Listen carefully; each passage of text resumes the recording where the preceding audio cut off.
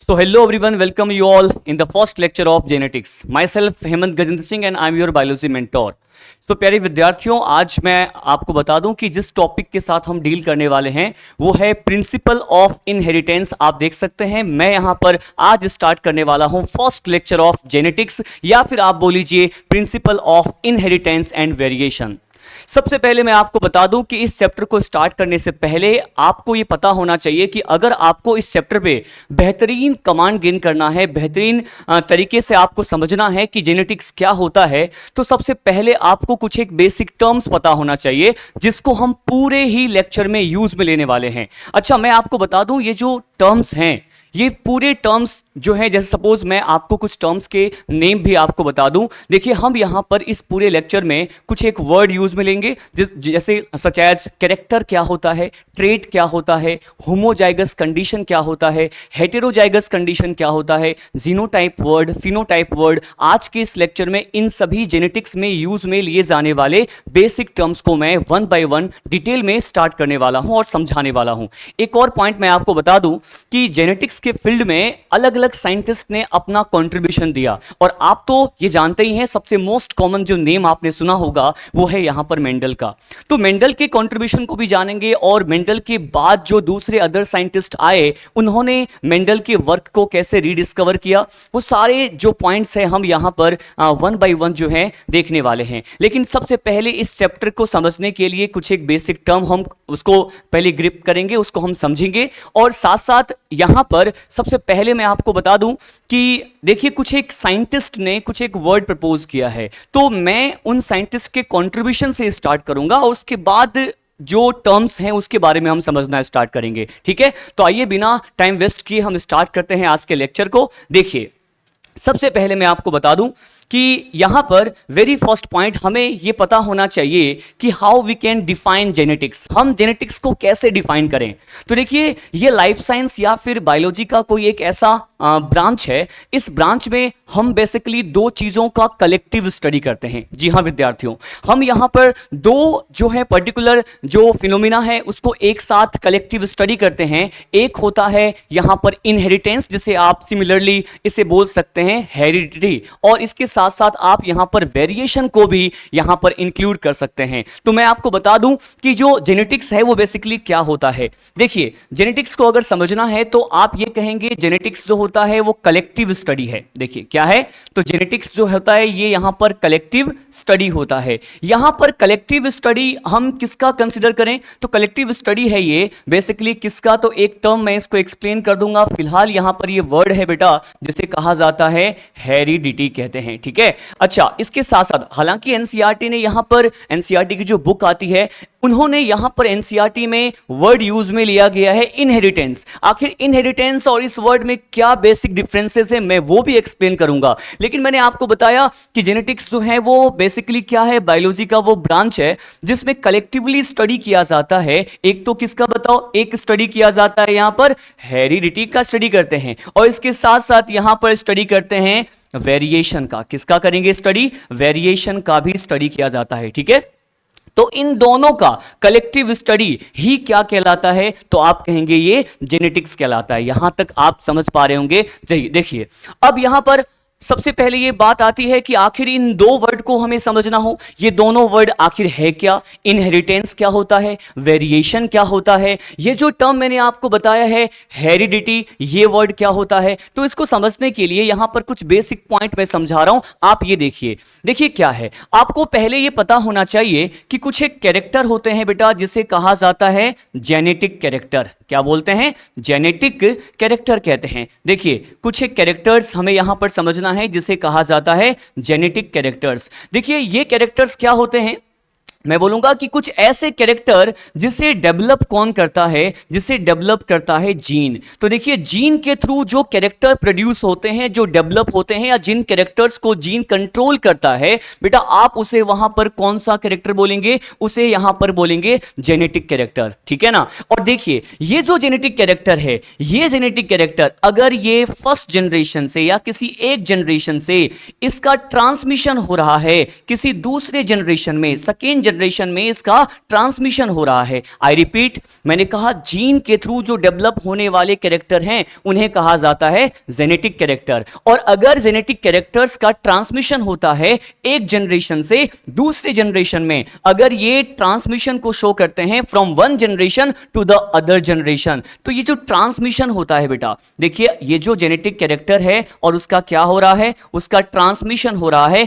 तो इसके ट्रांसमिशन के स्टडी को समझना आप बात को, देखिए वर्ड्स का ही खेल यहां पर बायोलॉजी है। तो ट्रांसमिशन के स्टडी को तो आप यहां पर क्या बोलेंगे, इसे आप बोलेंगे हेरिडिटी। क्या बोला मैंने, इसे तो कहा जाएगा हेरिडिटी। लेकिन इस ट्रांसमिशन के स्टडी को हम नहीं बोला हेरिडिटी, लेकिन इस ट्रांसमिशन के प्रोसेस को क्या बोलेंगे, ये वर्ड आप ध्यान रखिएगा, प्रोसेस, ठीक है ना। तो देखिए ट्रांसमिशन के प्रोसेस को यहां पर क्या कहा जाएगा, इस प्रोसेस को कहा जाएगा यहां पर इनहेरिटेंस। क्या बोलेंगे, यहां पर इनहेरिटेंस कहा जाएगा। तो देखिए यहां पर मैंने दो टर्म आपको समझाया, बिल्कुल बेसिक सी बात है, आप ध्यान से देखिए।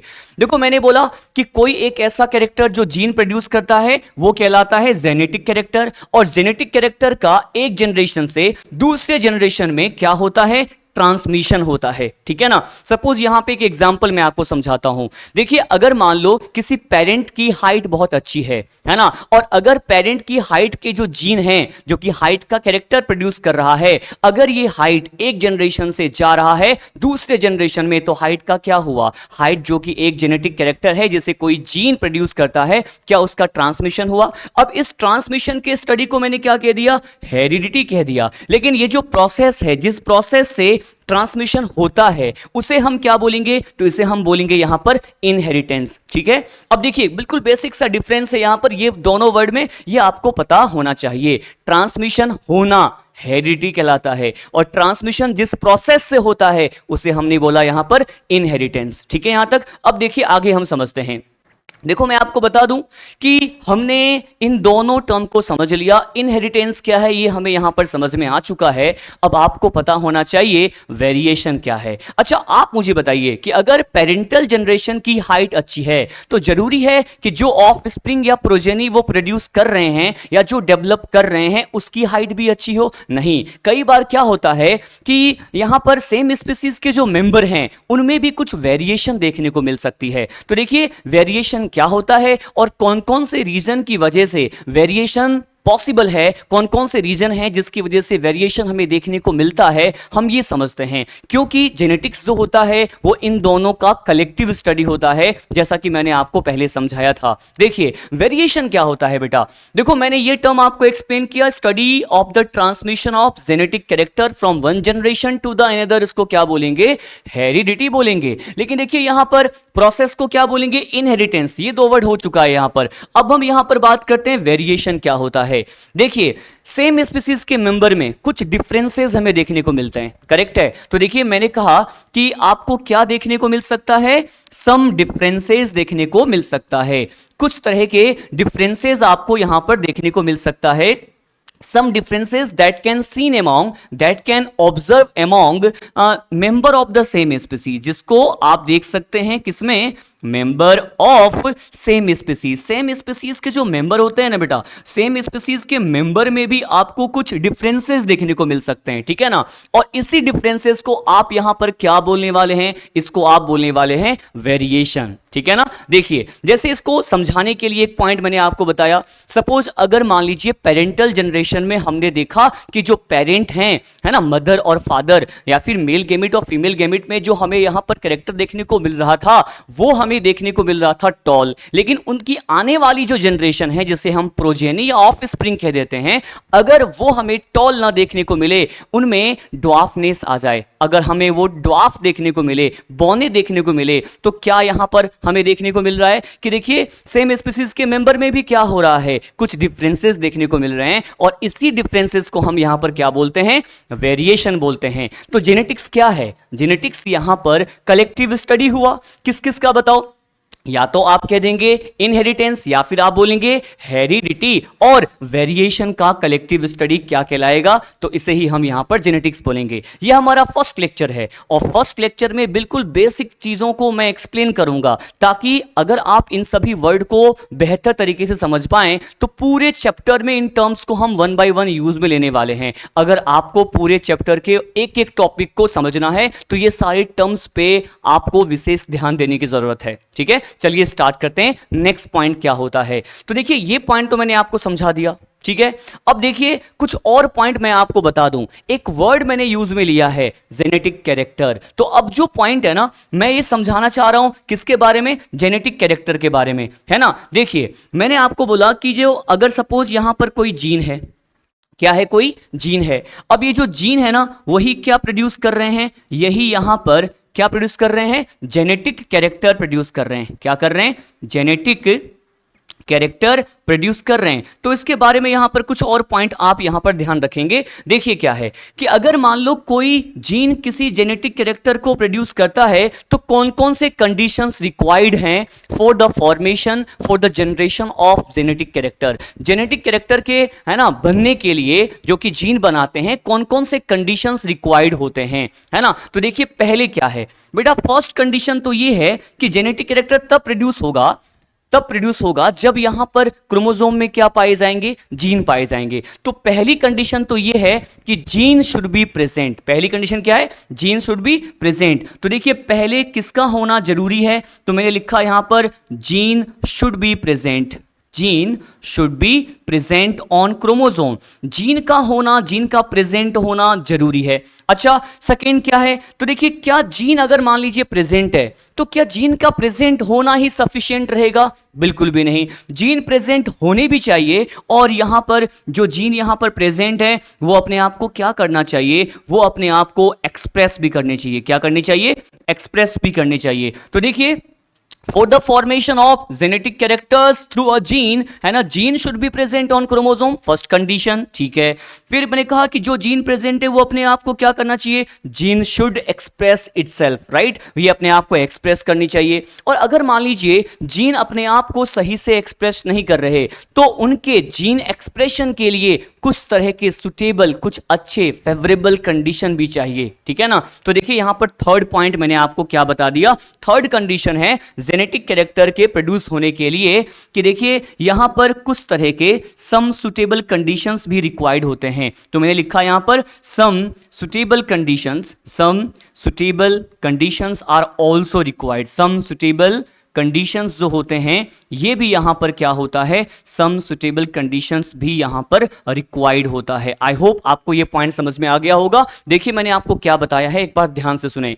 देखो मैंने आपको ये बोला कि किसी भी जेनेटिक कैरेक्टर के डेवलप होने के लिए 3 कंडीशन रिक्वायर्ड है। ठीक है, देखिए क्या, एक तो जीन का प्रेजेंट होना रिक्वायर्ड है, जीन का एक्सप्रेस होना रिक्वायर्ड है ना। देखिए उसके बाद यहां पर मैंने कहा कि कुछ सुटेबल कंडीशंस का भी होना रिक्वायर्ड है। अच्छा, ये पॉइंट मैं आपको समझाता हूं एक डायग्राम से। तो देखिए एक डायग्राम की ओर हम आगे बढ़ते हैं। अच्छा देखिए डायग्राम की ओर आगे बढ़ें उससे पहले सुनो, उससे पहले एक पॉइंट और बता दूं। एक यहां पर सपोज मैंने कहा कि सपोज बेटा यहां पर मैंने कोई एक सेल बना दिया है। क्या बना दिया, ये सपोज मैंने कोई एक सेल बना दिया और इस सेल में मैंने कहा यहां पर ये क्या प्रेजेंट है, ये कोई यहां पर क्रोमोसोम प्रेजेंट है। ठीक है, अच्छा देखिए यहां पर सेल है और इस सेल में यहां पर क्या प्रेजेंट है, शॉर्ट फॉर्म में लिख रहा हूं क्रोमोसोम प्रेजेंट है।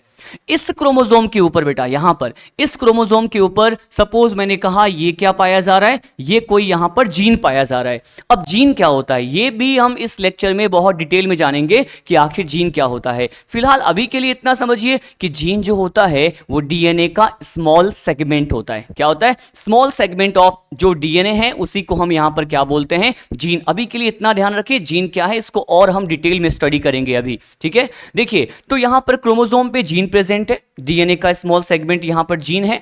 अब मैंने कहा कि gene should be express, gene अपने आप को एक्सप्रेस करते हैं। आखिर इस वर्ड का क्या मतलब है मैं आपको समझाता हूं। देखिए अगर जीन अपने आप को एक्सप्रेस करते हैं तो एक्सप्रेस करने का मतलब है कि अगर कोई जीन अपने आप को एक्सप्रेस कर रहा होता है तो ये आरएनए बनाता है। क्या बनाता है, आरएनए। और आरएनए जो है वो ट्रांसलेशन के प्रोसेस के थ्रू यहां पर क्या बनाएगा, प्रोटीन बनाएगा, ठीक है ना। और आपने पढ़ा होगा प्रोटीन ही एंजाइम है, एंजाइम ही प्रोटीन है। एक एक्सेप्शन भी हमें यहां पर देखना है। अब देखिए जो यहां पर प्रोटीन है, क्या मैं इसे कंसीडर कर सकता हूं यही यहां पर एंजाइम है? और एंजाइम क्या करते हैं?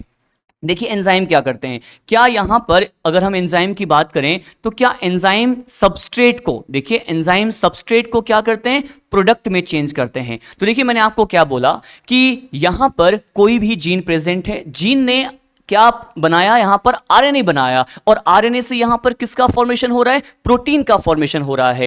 तो आरएनए और प्रोटीन का फॉर्मेशन यहां पर जीन कर पा रहे हैं, इसका मतलब जीन अपने आप को क्या कर रहे हैं, एक्सप्रेस कर रहे हैं, ठीक है ना। अच्छा, एक्सप्रेस करके ये यहां पर जैसे ही प्रोटीन या एंजाइम बनाते हैं तो क्या ये एंजाइम इस रॉ मटेरियल, इस सबस्ट्रेट को किस में कन्वर्ट कर देगा, क्या ये सबस्ट्रेट का ट्रांसफॉर्मेशन करेगा किसके अंदर, बताओ जरा, प्रोडक्ट के अंदर। और ये प्रोडक्ट जो यहां पर बनता है ये और कुछ नहीं बल्कि यही तो क्या कहलाता है, यही कहलाता है जेनेटिक कैरेक्टर। क्या कहलाता है, जेनेटिक कैरेक्टर कहलाता है, ठीक है। अब देखिए सपोज मैंने कहा ये जो जीन है, ये जीन यहां पर मान लीजिए ये कोई हाइट की जीन है, ठीक है ना। अगर ये हाइट की जीन है तो एक्सप्रेस करेंगे तो कैरेक्टर भी बताओ क्या आएगा, क्या कैरेक्टर भी तो हाइट का ही प्रोड्यूस होगा कि नहीं। तो क्या आप ये जान रहे हैं कि हाइट अगर कोई जेनेटिक कैरेक्टर है तो उसको प्रोड्यूस कौन कर रहा है, जीन कर रहा है। जीन अपने आप को एक्सप्रेस करके यहां पर जेनेटिक कैरेक्टर को प्रोड्यूस करता है, ठीक है। लेकिन एक और कंडीशन मैंने आपको बताया था, थर्ड कंडीशन, कि कभी कभी अगर मान लीजिए जीन अपने आप को एक्सप्रेस नहीं कर पा रहे होते हैं तो जीन एक्सप्रेशन के लिए कुछ तरह के सुटेबल कंडीशंस, एप्रोप्रिएट कंडीशंस भी रिक्वायर्ड होती है। अब देखिए क्या है ये जो सुटेबल कंडीशंस की बात कर रहा हूं ना, तो ह्यूमन के रेस्पेक्ट में आपको एक बेहतर एग्जांपल समझा दूं। क्या आपने इंसुलिन का नाम सुना है, राइट? प्रोटीन कंटेनिंग हार्मोन होता है, राइट? देखिए हमारे ह्यूमन के बॉडी में हर पार्ट में, जहां भी किसी भी सेल की बात करें, हर सेल के पास इंसुलिन को बनाने वाले, इंसुलिन को सिंथेसाइज करने वाले जीन पाए जाते हैं। लेकिन ये जो जीन है वो हर सेल के पास है, लेकिन ये जीन अपने आप को एक्सप्रेस तभी कर पाएगा जब उसको सुटेबल कंडीशंस मिलेगा। और ह्यूमन के बॉडी में जो इंसुलिन को सिंथेसाइज करने वाले जीन होते हैं उनको एक्सप्रेस करने के लिए ये जो सुटेबल कंडीशन है वो पेनक्रियाज में, पेनक्रियाज होता है, पेनक्रियाज के अंदर बीटा सेल्स होते हैं। ये बीटा सेल्स ही उनको एक्सप्रेशन के लिए सुटेबल कंडीशन देता है। इसीलिए इंसुलिन के फॉर्मेशन की अगर बात करें तो इंसुलिन का फॉर्मेशन जो है in the beta cell of pancreas में ही होता है, राइट? अच्छा देखो एक और एग्जांपल हम समझते हैं। सपोज मान लीजिए कोई प्लांट है ना, कोई प्लांट है, वो टॉल तो है लेकिन उसमें ये जो कैरेक्टर आया है, जेनेटिक कैरेक्टर आया है हाइट का, राइट, वो अच्छे से एक्सप्रेस नहीं हो पाया। तो अगर या सपोज वो क्या रह गया, ड्वार्फ रह गया। तो अगर हम यहां पर इसको, इस ड्वार्फ प्लांट को हम सुटेबल कंडीशन दे तो क्या आपने कुछ प्लांट ग्रोथ रेगुलेटर का नाम सुना है? अगर हम plant growth regulator such as gibberellin को हम यूज में लें और जिब्रेलिन को हम उसको प्रोवाइड करें तो हम उसको क्या दे रहे हैं, जिब्रेलिन दे करके क्या हम उसको एक्सटर्नल एनवायरमेंट प्रोवाइड कर रहे हैं और सुटेबल एनवायरमेंट दे रहे हैं कि नहीं एक्सटर्नली? तो सुटेबल एनवायरमेंट का मतलब है कि हम इसे प्रोवाइड करके जीन को एक्सप्रेस होने दे रहे हैं, राइट, ताकि वो अच्छे से एक्सप्रेस हो पाए, ठीक है। आई होप आपको ये समझ में आ गया होगा कि जेनेटिक कैरेक्टर को प्रोड्यूस करने के लिए, डेवलप करने के लिए 3 कंडीशन रिक्वायर्ड होता है, ठीक है। अब हम आगे बात करते हैं। देखिए मैंने जो आपको अभी कुछ वर्ड समझाए थे वही वर्ड यहां पर सिंपली थ्योरी के हिसाब से गिवन है। देखिए यहां पर क्या क्या बताया गया है। सबसे पहली बात मैंने आपको जेनेटिक्स को डिफाइन किया था। जेनेटिक्स क्या होता है? Collective study of the heredity and the variation. अच्छा एक और बात, जेनेटिक्स जो टर्म है, ये जेनेटिक्स जो वर्ड है, ये किसने दिया था? विलियम बेटसन, डब्ल्यू बेटसन ने यहां पर जेनेटिक्स टर्म को प्रपोज किया, ये आपको पता होना चाहिए। अच्छा ट्रांसमिशन की स्टडी को हमने क्या बोला है? हेरिडिटी बोला है। और उसी प्रोसेस को हमने क्या कहा था? देखिए इस प्रोसेस को हमने क्या कहा था? जिससे जेनेटिक कैरेक्टर एक जनरेशन से जा पाता है दूसरे में, या फिर आप ये कह लीजिए कि पेरेंटल जनरेशन से ये जेनेटिक कैरेक्टर कहां जा पाता है? ऑफ स्प्रिंग में। तो इस प्रोसेस को हमने क्या कहा था? इनहेरिटेंस, ठीक है। अब देखिए एक और पॉइंट, अब पॉइंट है वेरिएशन। देखिए वेरिएशन क्या बताया था कि कुछ तरह के डिफरेंसेस होते हैं जो कि देखने को मिलते हैं, है ना, that are seen among the member of the same species. Same species के मेंबर में अगर कुछ डिफरेंसेस देखने को मिलते हैं तो उन्हीं डिफरेंसेस को हम बोलते हैं वेरिएशन। अब एक और पॉइंट देखिए, अगर पूछा जाए कि वेरिएशन के रीजन क्या हैं, वेरिएशन के रीजन क्या है, मैं आपको यहां पर कुछ बेसिक 3 रीजन आपको एक्सप्लेन करता हूं जिसकी वजह से वेरिएशन पॉसिबल है। अब ये 3 रीजन क्या है, कौन कौन से हैं जिसकी वजह से वेरिएशन आ सकता है ना। सेम जो यहां पर स्पीसीज के मेंबर हैं उनमें कुछ वेरिएशन डिफरेंसेस देखने को मिल सकते हैं। तो देखिए एक जो रीजन है आप सब ने यहां पर सुना होगा, ये है बेटा यहां पर म्यूटेशन। क्या है? ये है म्यूटेशन। म्यूटेशन क्या होता है इसी चैप्टर में हम म्यूटेशन को भी बहुत डिटेल में यहां पर समझने वाले हैं। फिलहाल मैं आपको बता दूं, यहां पर ब्रीफ में बताऊं तो जीन में होने वाले अचानक से जो चेंजेस आते हैं, sudden changes that takes place in a gene, उसी को क्या बोलते हैं बताओ? म्यूटेशन। म्यूटेशन भी एक रीजन होता है जिसकी वजह से क्या देखने को मिल सकता है, हमें वेरिएशन देखने को मिल सकता है। ठीक है, अच्छा दूसरा रीजन जो होता है ये क्या होता है? दूसरा रीजन है बेटा यहां पर इंडिपेंडेंट। दूसरा रीजन क्या है? इंडिपेंडेंट। इंडिपेंडेंट असॉर्टमेंट दूसरा रीजन होता है, इंडिपेंडेंट असॉर्टमेंट का रीजन होता है। अच्छा इंडिपेंडेंट असॉर्टमेंट क्या है? हम जब मेंडल के इनहेरिटेंस के लॉ पढ़ेंगे तो उसमें थर्ड लॉ जो कि डायहाइब्रिड क्रॉस से ऑब्टेन होता है, उसका कंक्लूजन होता है, वो कौन सा है? Independent assortment. तो देखिए इंडिपेंडेंट असॉर्टमेंट का मतलब है कि कोई भी जब यहां पर 2 या 2 से ज्यादा कैरेक्टर एक जनरेशन से जा रहा होता है दूसरे जनरेशन में, तो जाने वाले कैरेक्टर जो होते हैं वो इंडिपेंडेंटली जाते हैं, है ना, अपने आप को इंडिपेंडेंटली एक्सप्रेस करते हैं। ठीक है ना, तो इसे क्या बोलते हैं? इंडिपेंडेंट असॉर्टमेंट कहते हैं। तो म्यूटेशन के साथ साथ इंडिपेंडेंट असॉर्टमेंट भी वेरिएशन का one of the important major reason होता है। ठीक है, अच्छा एक और पॉइंट सुनो। अब एक और पॉइंट मैं आपको बता दूं कि यहां पर एक और रीजन होता है, आपने एक प्रोसेस के बारे में सुना होगा, सेल डिवीजन में भी हमें पढ़ना होता है, जैसे क्या बोलते हैं? क्रॉसिंग ओवर, जो कि मियोसिस फर्स्ट के, प्रोफेज फर्स्ट के पेकाइटिन स्टेज में आपने पढ़ा होगा। ठीक है ना, मॉर्गन ने बताया था। देखिए तो ये जो क्रॉसिंग ओवर होता है ये क्या है, इस चैप्टर में हमें डिटेल में बताया जाएगा, मैं आपको बताऊंगा कि क्या होता है। ठीक है ना, फिलहाल अगर मैं आपसे पूछूं कि बताओ वेरिएशन के कौन कौन से 3 पॉसिबल रीजन हो सकते हैं, तो आप क्या बोलेंगे? एक है म्यूटेशन, जीन में होने वाला सडन चेंज, एक है यहां पर इंडिपेंडेंट असॉर्टमेंट, ठीक है, और एक और रीजन जो है वो होता है यहां पर क्रॉसिंग ओवर, जिसकी वजह से क्या देखने को मिल सकता है? वेरिएशन देखने को मिल सकता है। आई होप आपको ये सारी बेसिक चीजें जो हैं वो समझ में आ गई हैं। अच्छा जेनेटिक्स वर्ड किसने दिया है, टर्म किसने दिया है? तो देखो मैंने ये बोला विलियम बेटसन ने दिया है। चलिए अब हम आगे स्टार्ट करते हैं और समझते हैं नेक्स्ट पॉइंट और नेक्स्ट स्लाइड में क्या क्या पॉइंट दिया हुआ है। देखिए यहां पर समझते हैं। देखो यहां पर कुछ और साइंटिस्ट के कंट्रीब्यूशन को हम जानते हैं। आपने ये साइंटिस्ट जो हमने यहां पर फर्स्ट साइंटिस्ट को मेंशन किया ये तो आपने सुना है ना। देखो साइंटिस्ट का नाम है यहां पर ग्रिगर जॉन मेंडल। देखो ये जो मेंडल हैं, मेंडल को क्या कहा जाता है? मेंडल को फादर ऑफ जेनेटिक्स कहा जाता है। ये आपको पहले से ही पता होगा, बिल्कुल बेसिक सी बात है ये कि फादर ऑफ जेनेटिक्स किसे कंसीडर करना है? तो मेंडल को कंसीडर करना है। अच्छा अभी मैंने आपको बताया कि ये जो यहां पे जेनेटिक्स टर्म है वो किसने दिया? तो ये दिया था डब्ल्यू बेटसन ने। तो देखो यहां पर डब्ल्यू बेटसन को क्या कंसीडर किया? फादर ऑफ जेनेटिक्स बोला है मेंडल को, और फादर ऑफ मॉडर्न जेनेटिक्स किसे बोलते हैं? विलियम बेटसन को कहा जाता है। अच्छा एक और पॉइंट मैं आपको बता दूं डब्ल्यू बेटसन के बारे में, इन्होंने कुछ एक टर्म्स दिए हैं और कौन कौन से वर्ड प्रपोज किया, कौन कौन से टर्म्स दिए हैं। एक टर्म तो मैंने अभी आपको समझाया था, इन्होंने जेनेटिक्स टर्म दिया है, ठीक है ना। जेनेटिक्स के साथ साथ आपने सुना होगा एलिल, एलिल वर्ड भी इन्होंने ही बताया है। अच्छा इन्होंने ही एक वर्ड बताया है, एक टर्म दिया है जिसे हमें इस लेक्चर में कवर करना है, जिसे कहा जाता है होमोजाइगस, राइट। होमोजाइगस के साथ साथ इन्होंने एक और टर्म दिया है, इसे कहा जाता है हेटेरोजाइगस, ठीक है ना।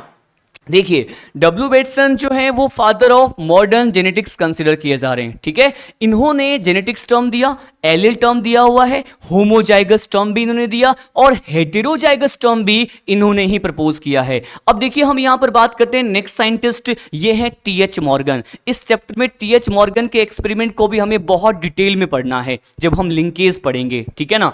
अब देखिए यहां पर क्या है, father of experimental genetics. Experimental genetics जो है ना उसके फादर कौन कंसीडर किए जाते हैं? तो आपका आंसर होगा टीएच मॉर्गन। अच्छा तो ऑब्वियस सी बात है, जब एक्सपेरिमेंटल जेनेटिक्स जो कि जेनेटिक्स का एक बहुत बेहतरीन ब्रांच है, उसके फादर कंसीडर किए जा रहे हैं मॉर्गन, तो मॉर्गन ने यहां पर कुछ एक्सपेरिमेंट परफॉर्म किए होंगे। आने वाले लेक्चर में जब मैं आपको लिंकेज बताऊंगा तो बहुत डिटेल में पढ़ेंगे इन बातों को। फिलहाल शॉर्ट फॉर्म में ब्रीफली मैं आपको बता दूं, इन्होंने जो अपना एक्सपेरिमेंट किया, मतलब टीएच मॉर्गन ने अपना एक्सपेरिमेंट किस पे किया, कौन से इंडिविजुअल पे किया, तो आपको यहां पर ध्यान रखना है, इन्होंने अपना एक्सपेरिमेंट किया है ड्रोसोफिला पर, है ना। ड्रोसोफिला पर इन्होंने अपना एक्सपेरिमेंट किया, जिसे और क्या कहा जाता है, जो कि होते हैं फ्रूट फ्लाइज, राइट।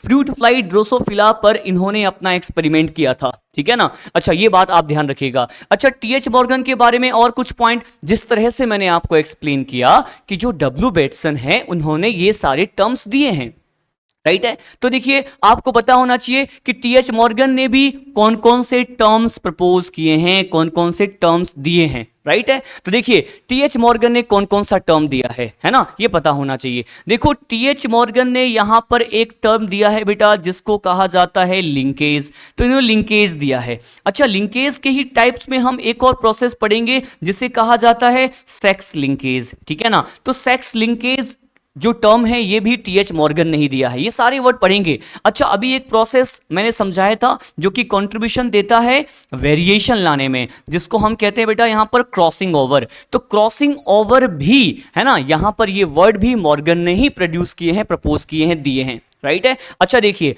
एक और प्रोसेस जिसको हम अपकमिंग लेक्चर में पढ़ने वाले हैं, इसे कहा जाता है क्रिस क्रॉस इनहेरिटेंस। क्या बोलते हैं, इसे कहा जाता है बेटा क्रिस क्रॉस इनहेरिटेंस। देखिए, क्रिस क्रॉस इनहेरिटेंस कहा जाता है। देखिए, क्रिस क्रॉस इनहेरिटेंस क्या होता है, ब्रीफ में समझाऊं तो, सपोज मैंने कहा फादर का कैरेक्टर अगर इनहेरिटेंस शो करके चला गया है डॉटर में, और मदर का कैरेक्टर इनहेरिटेंस के बाद चला गया है किसी बेटे में, सन में, तो देखिए क्या हो रहा है, क्या यहां पर इन कैरेक्टर्स का जो इनहेरिटेंस है वो अपोजिट सेक्स में हो रहा है कि नहीं। फादर मतलब मेल का जा रहा है फीमेल डॉटर में, राइट। और देखिए, जो मदर है, फीमेल का कैरेक्टर जो है इनहेरिटेट हो रहा है किसके अंदर, सन के अंदर। तो अपोजिट जो सेक्स के थ्रू यहां पर जो कैरेक्टर का इनहेरिटेंस होता है, इसे ही हम आने वाले लेक्चर में क्या बोलेंगे, क्रिस क्रॉस इनहेरिटेंस बोलेंगे। फिलहाल अभी के लिए आपको क्या ध्यान देना है कि T H Morgan considered as father of experimental genetics. He performed experiment on which particular individual? Your answer will be Drosophila melanogaster, जिसे हम क्या बोलते हैं, फ्रूट फ्लाई। हम पढ़ेंगे इसको डिटेल में। इन्होंने लिंकेज वर्ड दिया, सेक्स लिंकेज वर्ड दिया, इन्होंने क्रॉसिंग ओवर बताया है, क्रिस क्रॉस इनहेरिटेंस टर्म भी इन्होंने ही बताया है, टीएच मॉर्गन ने ही बताया है। एक और बात, टीएच मॉर्गन ने जीन थ्योरी दिया, और जीन थ्योरी में इन्होंने क्या सजेशन दिया है आप ये सुनिए। देखिए क्या बोला है T H Morgan, he suggested that genes are linearly arranged on the chromosome. इन्होंने क्या बताया कि किसी भी क्रोमोसोम पर जो जीन्स होते हैं वो मल्टीपल हो सकते हैं, एक से ज्यादा हो सकते हैं, और अगर एक से ज्यादा जीन अगर किसी क्रोमोसोम पर पाए जा रहे हैं तो उनके पाए जाने का सीक्वेंस कैसा होगा, वो जीन किसी क्रोमोसोम पर जो बहुत सारे जीन हैं वो लीनियर फॉर्म में, लीनियरली क्या होंगे, अरेंज्ड होंगे। चलिए यहां पर एक डायग्राम बना करके आपको समझाता हूं। सपोज मैंने कहा कि ये कोई एक क्रोमोसोम है, क्या बनाया मैंने, ये यहां पर क्रोमोसोम बनाया है, राइट है। अब देखिए, क्या एक क्रोमोसोम पर एक से ज्यादा जीन पॉसिबल है? यस पॉसिबल है। देखो मैंने कहा यहां पर सपोज एक जीन प्रेजेंट है, मैंने आपको बताया था कि जीन को अभी फिलहाल आपको समझना है, जब तक मैं इसको डिटेल में एक्सप्लेन ना करूं आपको यह मानना है कि ये क्या है, स्मॉल सेगमेंट ऑफ डीएनए है, राइट है। अब देखिए मैंने कहा यहां पर कोई जीन है, तो मैंने कहा ये यहां पर कोई जीन प्रेजेंट है, सपोज ये जीन ए है। क्या एक क्रोमोसोम पर एक से ज्यादा जीन प्रेजेंट हो सकते हैं? यस हो सकते हैं। तो मैंने कहा यहां पर ये कोई जीन प्रेजेंट है, जीन बी प्रेजेंट है। एक और पॉइंट, यहां पर जीन सी प्रेजेंट है, यहां पर डी प्रेजेंट है, ये ई प्रेजेंट है, ये एफ प्रेजेंट है। देखिए क्या बहुत सारे जीन, मल्टीपल जीन क्या सेम क्रोमोसोम पर प्रेजेंट है? यस प्रेजेंट है। लेकिन जब ये प्रेजेंट होंगे तो देखिए इनका सीक्वेंस क्या है बेटा, क्या ये लीनियर फॉर्म में अरेंज्ड है, क्या इनका अरेंजमेंट लीनियरली है कि नहीं, तो इन्होंने बताया। अच्छा इसी को क्या कहा गया है, इसी को तो कहा गया है जीन थ्योरी। क्या बोला गया है? जीन थ्योरी बोला गया है। आई होप आपको ये समझ में आ गया होगा कि जब भी बहुत सारे जीन प्रेजेंट होंगे बेटा, तो वो जो जीन है ना वो लीनियर फॉर्म में प्रेजेंट होंगे on a single chromosome, right है।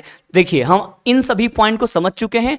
अब देखिए हम आगे बढ़ते हैं नेक्स्ट पॉइंट। अच्छा, अभी तक आपको मालूम चल गया होगा कि इस बेसिक लेक्चर में हम अलग अलग साइंटिस्ट ने कौन कौन से टर्म्स दिए, उनका क्या कंट्रीब्यूशन रहा है अलग अलग कंसेप्ट को देने में, हम ये सब जान रहे हैं। सबसे ज्यादा जो इंपोर्टेंट यहां पे कंट्रीब्यूशन कंसिडर किया जाता है आप जानते हैं वो मेंडल का ही है। तो जब पोर्शन चलेगा मेंडलिज्म का तो हम मेंडल के बारे में पढ़ेंगे। अभी फिलहाल हम बेसिक इंफॉर्मेशंस गेन कर रहे हैं। देखिए यहां पर एक और साइंटिस्ट को मेंशन करना बहुत ज्यादा इसेंशियल है।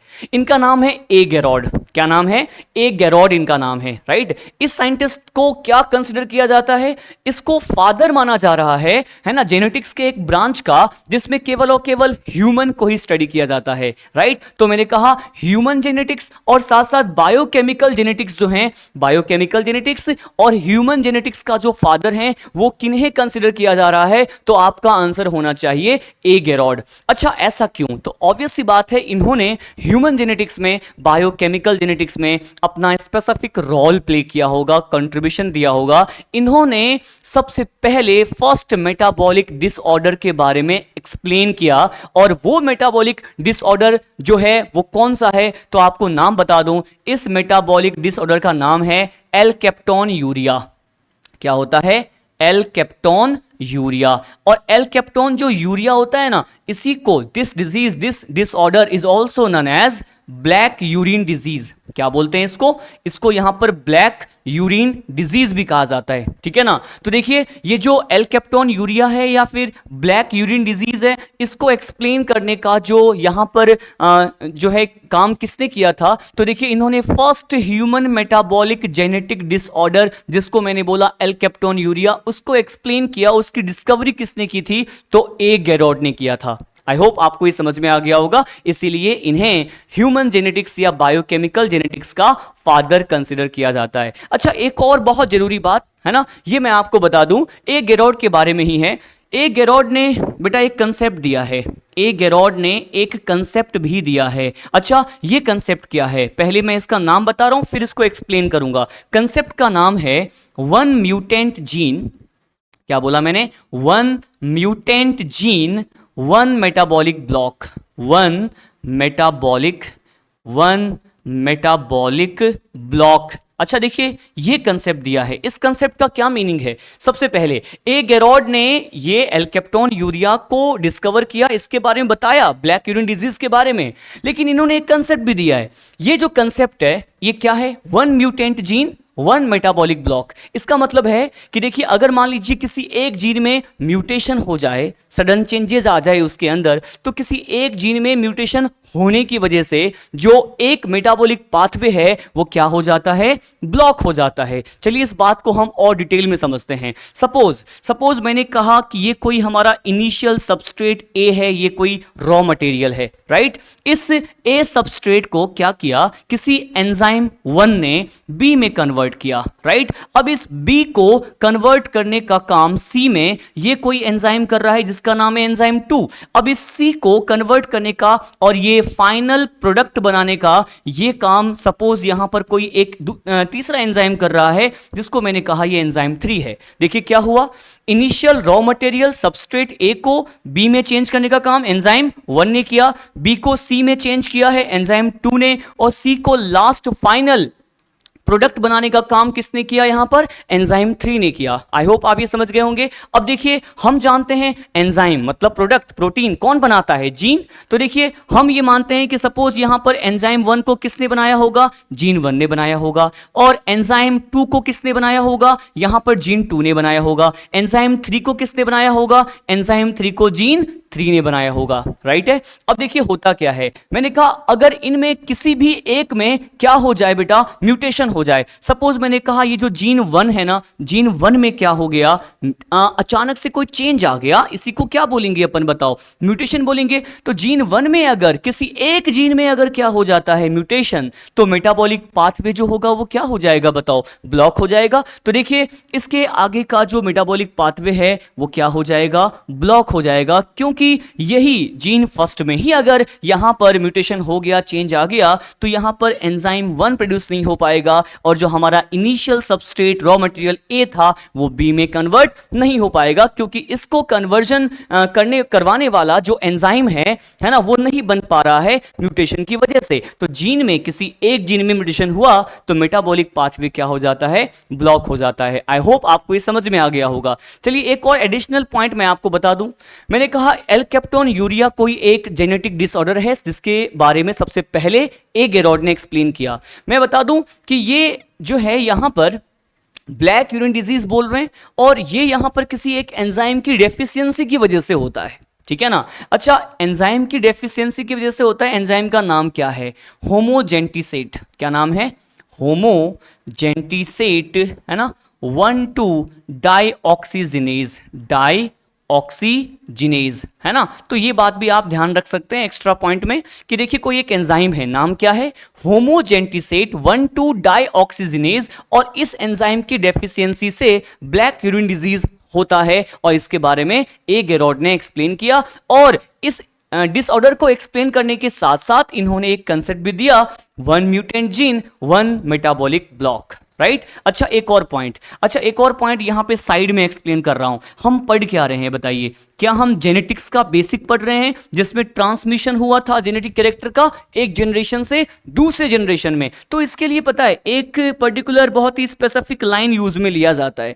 क्या लाइन है ये भी ध्यान रखिएगा। ऑप्शन में आ सकता है लाइक बिगेट्स लाइक। क्या बोला?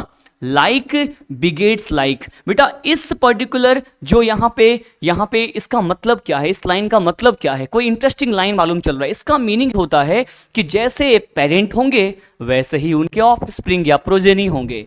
तो जैसे पेरेंट्स वैसे ही उनके ऑफस्प्रिंग या प्रोजेनी। तो देखिए इसी को क्या बोला है, किस स्पेसिफिक फिनोमिना से इसको रिप्रेजेंट किया जाता है, एक्सप्लेन करना होता है, बताना होता है। लाइक बिगेट्स लाइक, राइट है। अच्छा, जैसे पेरेंट होंगे वैसे ही उनके प्रोजेनी होते हैं, ठीक है। अच्छा, अब तक आपने क्या समझ लिया? जेनेटिक्स क्या है, हेरिडिटी क्या है, इनहेरिटेंस क्या है, वेरिएशन क्या होता है ना। इसके साथ साथ वेरिएशन के क्या रीजन हो सकते हैं, for the formation of genetic character कौन कौन से कंडीशन रिक्वायर्ड होते हैं, अलग अलग साइंटिस्ट का कंट्रीब्यूशन हमने देखा। टी.एच. मॉर्गन ने क्या बताया है, ए गेरॉड ने क्या बताया है, मेंडल को फादर ऑफ जेनेटिक्स कहा हमने, और विलियम बेटसन जो है वो मॉडर्न जेनेटिक्स के फादर हैं, और इन्होंने एलिल, जेनेटिक्स, होमोजाइगस, हेट्रोजाइगस जैसे टर्म दिए हैं, ठीक है।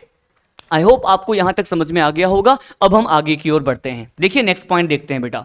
देखिए नेक्स्ट पॉइंट क्या है। अब हम यहां पर इस पूरे चैप्टर में यूज में लिए जाने वाले कुछ एक बेसिक टर्म्स को स्टार्ट करते हैं। 2 टर्म आपको यहां पर देखने को मिल रहा है, एक को बोला है मैंने कैरेक्टर और एक को बोला है यहां पर ट्रेट। तो पहले आपको ये पता होना चाहिए कि कैरेक्टर क्या होता है और ट्रेट क्या होता है। देखिए सबसे पहले हम डिफाइन करते हैं किसी भी ऑर्गेनिज्म का कोई फीचर। आई रिपीट, किसी भी ऑर्गेनिज्म का कोई भी जो फीचर होता है वो तो उसका कैरेक्टर कहलाता है, ठीक है। मैं समझाऊंगा एग्जांपल लेने के बाद ही आप यहां पे समझ पाएंगे।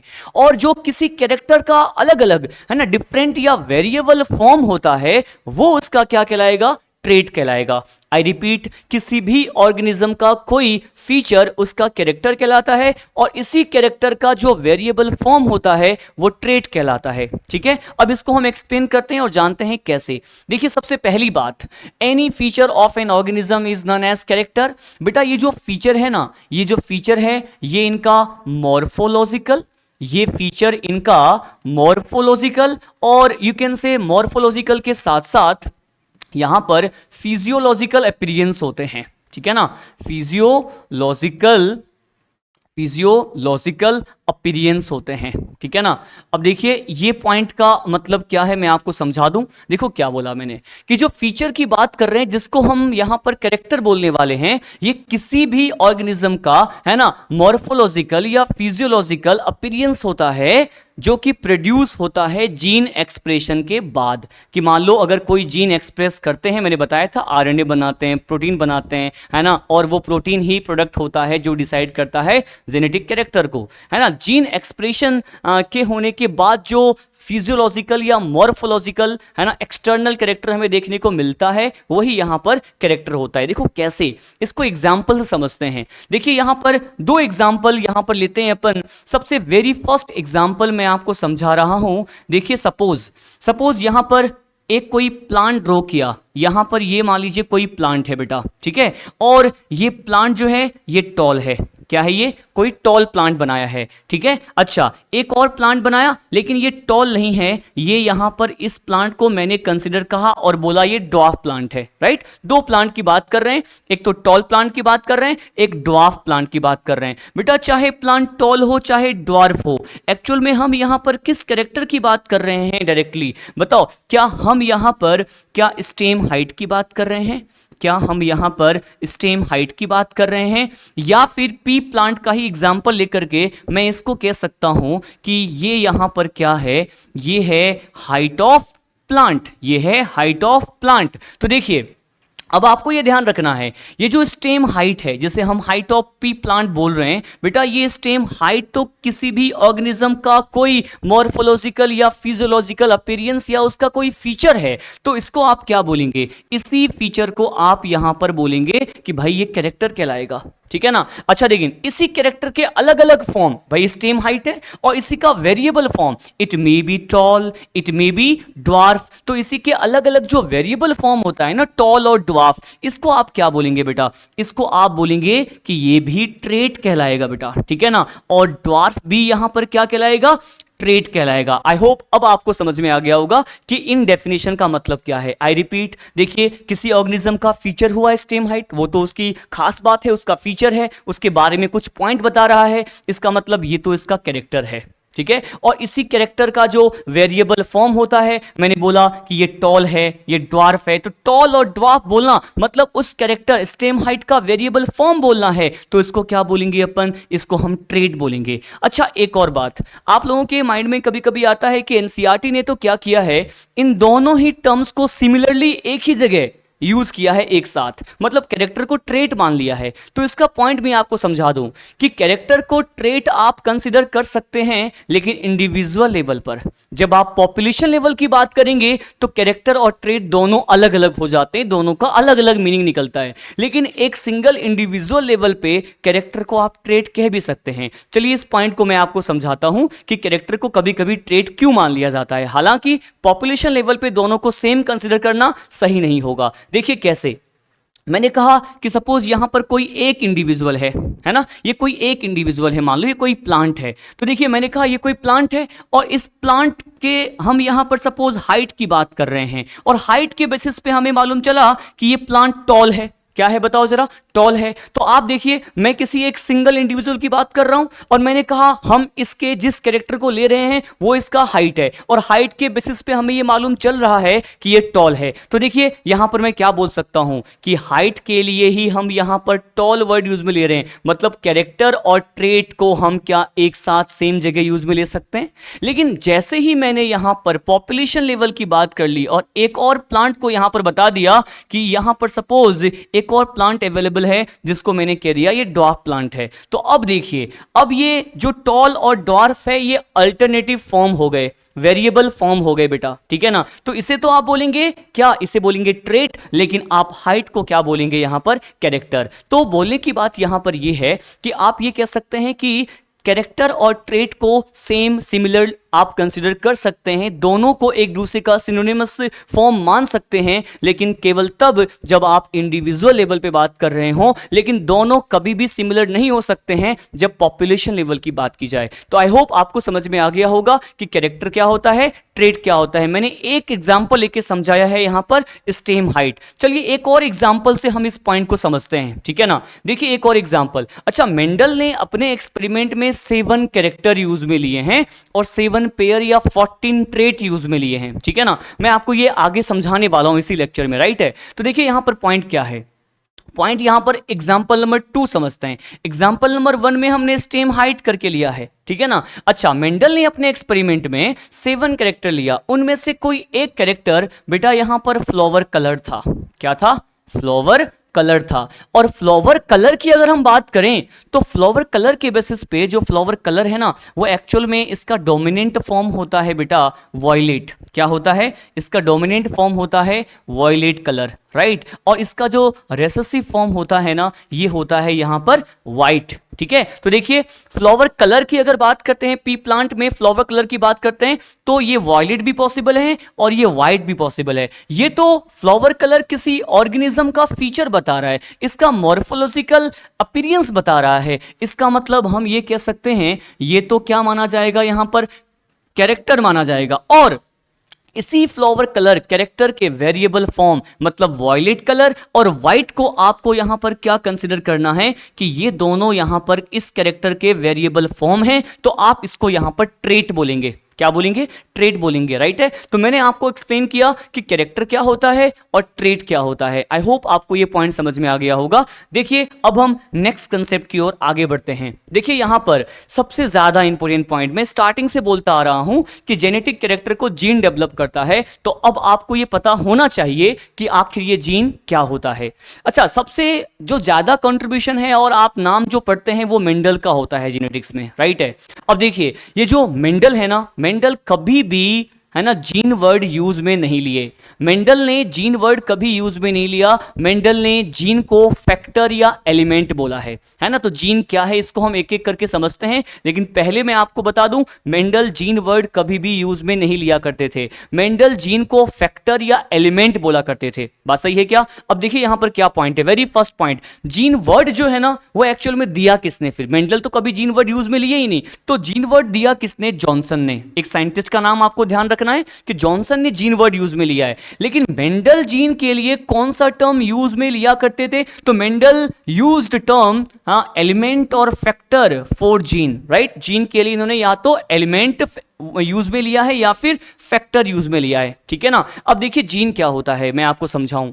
देखिए मैंने आपको बताया था कि ये कोई डीएनए का स्मॉल सेगमेंट है जो अपने आप को एक्सप्रेस करता है, मतलब आरएनए और प्रोटीन को सिंथेसाइज करता है और कोई जेनेटिक कैरेक्टर को डेवलप करता है। तो देखिए यहां पर क्या है, वेरी फर्स्ट पॉइंट डेफिनेशन क्या है कि segment of DNA that is responsible for the appearance of characters, है ना। कि कोई भी डीएनए का स्मॉल सेगमेंट जो कि रेस्पॉन्सिबल है क्या लाने के लिए?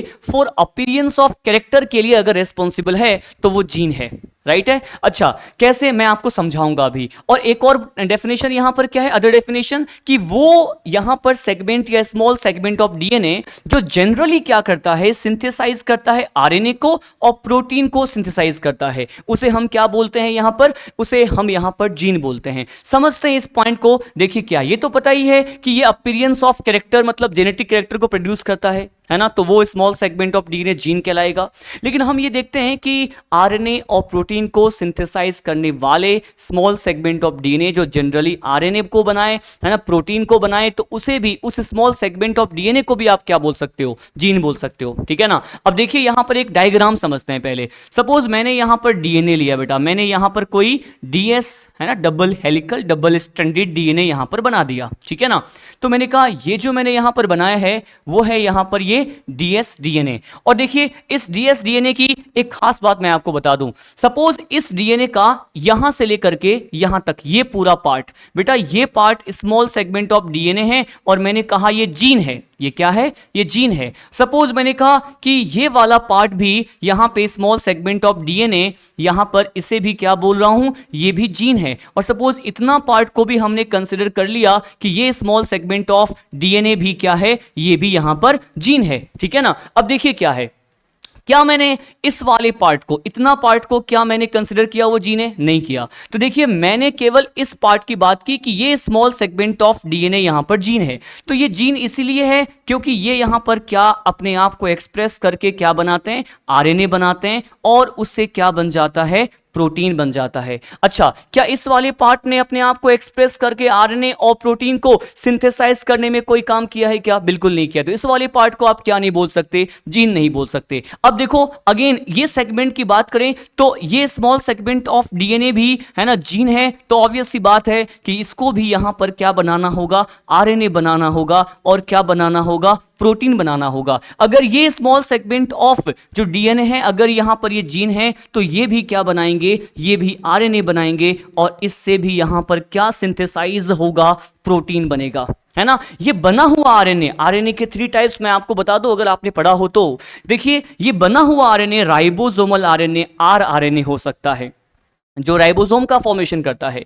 ये बना हुआ आरएनए एमआरएनए, मैसेंजर आरएनए हो सकता है, जिसके पास प्रोटीन को सिंथेसाइज करने के मैसेजेस होते हैं, ठीक है। ये बना हुआ आरएनए टीआरएनए हो सकता है, जो ट्रांसलेशन के टाइम पर एमाइनो एसिड को ट्रांसफर करता है, टीआरएनए। तो बना हुआ आरएनए तीनों ही टाइप का हो सकता है, आरआरएनए, एमआरएनए और टीआरएनए। और वही सेगमेंट ऑफ डीएनए जीन है जो कि ये आरएनए को क्या कर पा रहे हैं, सिंथेसाइज कर पा रहे हैं। लेकिन क्या इस सेगमेंट को आपने यहां पर जीन कहा क्या? बिल्कुल भी नहीं। अच्छा एक और पॉइंट बस ओरली मैं आपको बता रहा हूं कि ये सेगमेंट, अगर यहां पर ये सेगमेंट डीएनए का आरएनए और प्रोटीन को सिंथेसाइज नहीं कर पा रहा है, लेकिन अगर इसके पास रेगुलेटरी सीक्वेंसेस प्रेजेंट है, कुछ ऐसा सीक्वेंस यहां पर प्रेजेंट है इस डीएनए के सेगमेंट में जो जीन रेगुलेशन में पार्टिसिपेट कर सकता है, अगर यहां पर पाया जाने वाला रेगुलेटरी सीक्वेंस जो है वो जीन रेगुलेशन में पार्टिसिपेट करे, तो बेटा मैं आपको बता दूं इसे भी, इस पार्ट को भी आप क्या बोल सकते हैं, यहां पर जीन बोल सकते हैं। देखो अब तक तो मैंने कहा कि वो पार्ट ही जीन है स्मॉल सेगमेंट ऑफ डीएनए का जो कि आरएनए और प्रोटीन को बनाए, लेकिन वो पार्ट जो आरएनए और प्रोटीन का फॉर्मेशन नहीं करे लेकिन वो जीन रेगुलेशन में पार्टिसिपेट करे, तो वो स्मॉल सेगमेंट ऑफ डीएनए भी क्या कहला सकता है, वो जीन कहला सकता है, ठीक है ना। तो ये 2 बातें आपको यहां पर ध्यान रखनी है।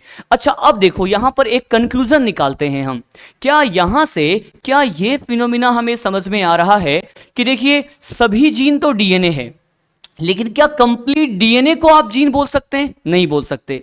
लेकिन जो भी जीन है वो केमिकली क्या है, बताओ उसका केमिकल नेचर क्या है, वो डीएनए है। तो पॉइंट यहां पर ये है बेटा, क्या मैं यहां पे स्टेटमेंट लिख दूं कि यहां पर जो ऑल जीन्स हैं, जो सारे के सारे जीन हैं, ऑल जीन्स आर डीएनए, कह सकते हैं क्या, जो सारे जीन हैं वो डीएनए हैं, लेकिन क्या पूरा का पूरा कंप्लीट डीएनए जीन है? नहीं है। अतः यहां पे लिख सकते हैं कि but all DNAs are, but all DNAs are not, but all DNAs are not gene। ये आपको ध्यान रखना है। क्या इस कंसेप्ट के बेसिस पे ये पॉइंट हम कंक्लूजन निकाल पा रहे हैं कि नहीं? आई रिपीट, देखिए मैंने क्या कहा, क्या पूरा का पूरा जो सभी जीन है वो केमिकल नेचर के भी यहाँ पर डीएनए है, लेकिन क्या कंप्लीट डीएनए यहाँ पर जीन होता है क्या? नहीं होता। एक और पॉइंट देखिए, जीन ही जेनेटिक कैरेक्टर को डेवलप करते हैं, मैंने बहुत बार आपको समझा दिया। तो आपको मैं यहां बता दूं कि यही इनहेरिटेंस में अपना रोल प्ले करता है, इसीलिए जीन पता है क्या है, gene is considered as unit of heredity, या फिर आप कहेंगे यूनिट ऑफ इनहेरिटेंस। देखिए जीन क्या होता है, ये यूनिट ऑफ इनहेरिटेंस होता है, ठीक है। अच्छा एक और पॉइंट यहां पर मेंशन किया हुआ है बेटा कि केमिकली जीन क्या है। केमिकली जीन और कुछ नहीं बल्कि केमिकल नेचर के बिहाफ पर जीन होता क्या है, जीन डीएनए होता है ना। अच्छा देखिए केमिकली जीन यहां पर डीएनए है। तो ये सारे पॉइंट मैंने आपको केवल और केवल जीन के रेस्पेक्टिव में समझाया है। क्या मेंडल यहां पर जीन वर्ड यूज में लेते थे? नहीं, बिल्कुल भी नहीं। मेंडल जीन वर्ड यूज में नहीं लेते थे। इन्होंने केवल और केवल क्या यूज में लिया था, एलिमेंट या फिर फैक्टर वर्ड यूज में लिया था। जीन वर्ड पहली बार जॉनसन ने दिया था। अच्छा, कोई एक ऐसा स्मॉल सेगमेंट ऑफ डीएनए जो रिस्पॉन्सिबल है कैरेक्टर को अपेयर करने के लिए, जेनेटिक कैरेक्टर को प्रोड्यूस करने के लिए, उसे हम जीन बोल रहे हैं। जो आरएनए और प्रोटीन को सिंथेसाइज कर रहा है वो जीन है, small segment of DNA, right. Unit of inheritance है और केमिकली जीन क्या होता है, यहां पर डीएनए होता है। ये सारे पॉइंट मैंने आपको समझा दिया। आई होप आपको समझ में आ गया होगा। हम बेसिक टर्म ही समझ रहे हैं अभी भी जेनेटिक्स के बारे में। अब हम नेक्स्ट पॉइंट की ओर बढ़ते हैं बेटा। देखिए समझते हैं नेक्स्ट पॉइंट। देखिए एक और पॉइंट यहां पर, एक और कंसेप्ट हम यहां पर पढ़ने वाले हैं, वो है एलिल का। किसका है ये? एलिल। कि एलिल क्या होता है। देखिए कुछ पॉइंट मैं आपको बता दूं, उसके बाद टाइप्स ऑफ एलिल को हम नेक्स्ट लेक्चर में ही डिस्कस करेंगे, लेकिन जो एलिल है उसको हम यहां पे कंप्लीट समझते हैं। देखिए क्या है एलिल। एलिल क्या होता है? जो हमने जीन पढ़ा ना, जीन का अल्टरनेटिव फॉर्म क्या कहलाता है? एलिल कहलाता है। आई रिपीट, जीन का अल्टरनेटिव फॉर्म ही क्या कहलाता है? यहां पर एलिल कहलाता है। देखिए यहां पर क्या पॉइंट है, very first point regarding allele is alternate form of a gene is called allele. बेटा अल्टरनेट फॉर्म कहने का मतलब क्या है, अभी मैं आपको एग्जांपल में समझाऊंगा कि एक फॉर्म तो अपने आप को क्या कर पाता है, अपने आप को एक्सप्रेस कर पाता है, लेकिन जो दूसरा फॉर्म होता है ना जीन का, वो अपने आप को एक्सप्रेस नहीं कर पाता। तो ये जो alternative form of a gene जिसे हम एलिल बोल रहे हैं, तो क्या एक फॉर्म अपने आप को एक्सप्रेस करेगा, आरएनए बनाएगा, प्रोटीन बनाएगा, लेकिन एक फॉर्म अपने आप को एक्सप्रेस नहीं करेगा, है ना, तो इसे ही हम क्या बोलेंगे, अल्टरनेटिव फॉर्म ऑफ जीन को यहां पर एलिल कहा जाएगा। अच्छा, दो और कंसेप्ट मैं आपको बता दूं। देखिए क्या है कि जो एलिल होते हैं वो always arises due to mutation. Allele हमेशा म्यूटेशन की वजह से ही अराइज होते हैं, प्रोड्यूस होते हैं। और एलिल कहने के लिए दो कंडीशन रिक्वायर्ड है कि जो जीन है वो यहां पर होमोलोगस क्रोमोसोम पर प्रेजेंट होने चाहिए और होमोलोगस क्रोमोसोम के भी सेम लोकस पर प्रेजेंट होना चाहिए। अब ये क्या कंसेप्ट है मैं आपको बताता हूं। देखिए, allele arises due to only mutation और allele present at same locus on homologous chromosome. इसका क्या मतलब है और लोकस क्या होता है? देखिए एग्जांपल में समझाता हूं। सपोज मैंने कहा ये कोई क्रोमोसोम है बेटा, राइट, और क्रोमोसोम का स्मॉल सेगमेंट ऑफ डीएनए मतलब जीन यहां पर पाया जा रहा है। तो क्रोमोसोम में वह जगह जहां पर वो साइट या साइट ऑफ क्रोमोसोम जहां पर जीन प्रेजेंट होता है ना, उस साइट ऑफ क्रोमोसोम को हम यहां पर क्या बोलते हैं, लोकस बोलते हैं। क्या बोलेंगे बताओ? लोकस कहेंगे। तो ये लोकस यहां पर क्यों है? क्योंकि यहां पर जीन प्रेजेंट है, ठीक है ना। अब देखिए एक और पॉइंट मैं आपको समझा दूं। अब पॉइंट यहां पर क्या है बेटा, कि पॉइंट यहां पर यह है कि यहां पर सपोज जीन के अल्टरनेटिव फॉर्म को हमें यहां पर समझना है। तो सपोज मैंने कहा ये कोई क्रोमोसोम है, ये कोई दूसरा क्रोमोसोम है। बेटा ये दोनों के दोनों क्रोमोसोम जो हैं वो यहां पर बिल्कुल सेम है, मॉर्फोलॉजी सेम है। तो हमने कहा ये जो क्रोमोसोम है सिमिलर दिख रहे हैं, मतलब ये कैसे क्रोमोसोम है? ये है यहां पर होमोलोगस क्रोमोसोम, राइट। तो हमने यहां पर कौन सा क्रोमोसोम कंसिडर किया है? ये है होमोलोगस क्रोमोसोम, ठीक है ना। लेकिन देखिए ये जो होमोलोगस क्रोमोसोम है ना, इस होमोलोगस क्रोमोसोम में सपोज मैंने कहा ये कोई यहां पर जीन प्रेजेंट है और ये जीन सपोज प्लांट के हाइट के लिए है, इसको रिप्रेजेंट करना होता है कैपिटल टी से। अब कैपिटल टी से रिप्रेजेंट कर रहे हैं और इसका कोई म्यूटेशन यहां पर नहीं हुआ, तो मैंने कहा ये कैपिटल फॉर्म है, ये कैपिटल टी है, तो यहां पर ये हाइट का जीन है, तो कैरेक्टर भी क्या प्रोड्यूस करेगा बताओ? हाइट का लेके आएगा। तो मैंने कहा इसने अपने आप को क्या किया, इसने अपने आप को यहां पर बेटा एक्सप्रेस किया, और एक्सप्रेस करता है तो यहां पर ये क्या बनाएगा? आरएनए बनाएगा, और आरएनए से यहां पर क्या बन जाएगा? प्रोटीन बन जाएगा। प्रोटीन ही यहां पर प्रोडक्ट है, और इसी से अगर ये हाइट की जीन है तो इसी से कौन सा जेनेटिक कैरेक्टर डेवलप हो जाएगा? हाइट डेवलप हो गया।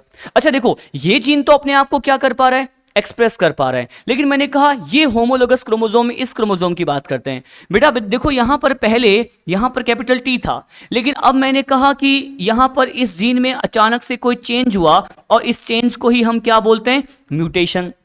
अगर इस जीन में अचानक से कोई चेंज हुआ, जिसको हम क्या बोल रहे हैं? म्यूटेशन बोल रहे हैं। म्यूटेशन होने से अब ये यहां पर स्मॉल फॉर्म में आ गया, ठीक है। तो जब कैपिटल था तो वो अपने आप को एक्सप्रेस कर रहा था, लेकिन यहां पर म्यूटेशन की वजह से जीन में कोई बदलाव आ गया, कोई चेंजेस आ गया, तो इस वजह से ये अपने आप को यहां पर क्या नहीं कर पाता? एक्सप्रेस नहीं कर पाता। मतलब ये यहां पर आरएनए नहीं बनाता, राइट। आरएनए नहीं बनाता, इसका मतलब यहां पर ये प्रोटीन का फॉर्मेशन भी नहीं कर पाता। देखिए क्या ये जीन अपने आप को एक्सप्रेस कर रहे थे? आरएनए बन रहा था, प्रोटीन बन रहा था, जेनेटिक कैरेक्टर डेवलप हो रहा था, जैसे हमने कहा था हाइट, और ये यहां पर डोमिनेंट है, तो हम बोलेंगे यहां पर जो ट्रेट आ रहा था बेटा वो टॉल आ रहा था। लेकिन यहां पर ये जीन म्यूटेशन होने की वजह से अपने आप को एक्सप्रेस नहीं कर पा रहे, मतलब आरएनए और प्रोटीन नहीं बना, तो क्या हम ये कह सकते हैं कि ये जीन अपने आप को एक्सप्रेस नहीं कर पाए? तो हम लिख दिए यहां पर नॉट एक्सप्रेस्ड, है ना। तो देखिए अगर एक्सप्रेस नहीं कर पाएंगे तो यहां पर जो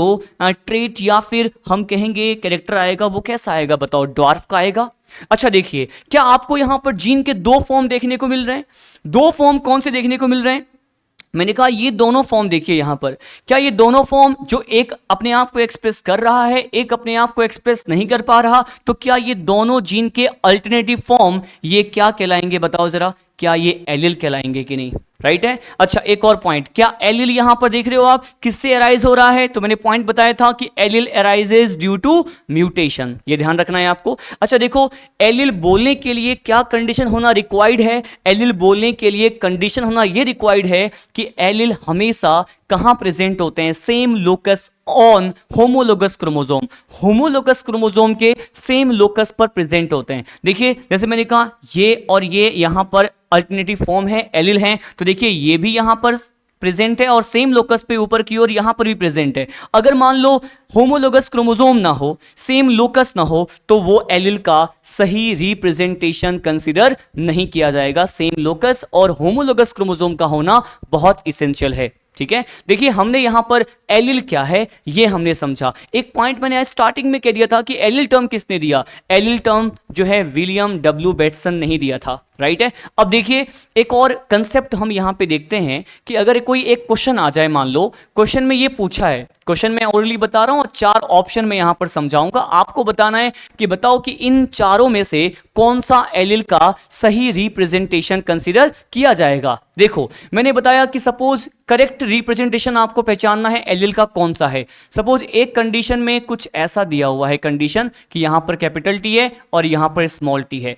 एक ऑप्शन कुछ ऐसा दिया है कि एक ही क्रोमोसोम है, यहां पे कैपिटल टी है और यहां पे स्मॉल टी है, राइट। एक ऑप्शन में ऐसा दिया है कि कुछ एक क्रोमोसोम ऐसा है, एक क्रोमोसोम ऐसा है, इसके ऊपर जीन है कैपिटल टी, इसके ऊपर है यहां पे स्मॉल टी, और लास्ट में कोई एक यहां पर ऐसा कंडीशन हमें देखने को मिलता है कि यहां पर सपोज कि देखो हमने बोला कि पहले वाले में क्या था कि होमोलोगस क्रोमोसोम है और यहां पे कैपिटल टी है और यहां पर स्मॉल टी है। देखो ये 4 ऑप्शन है आपके पास, ये 4 ऑप्शन है, आपको ये बताना है कि इनमें से एलिल का सही रिप्रेजेंटेशन किस में बताया गया है।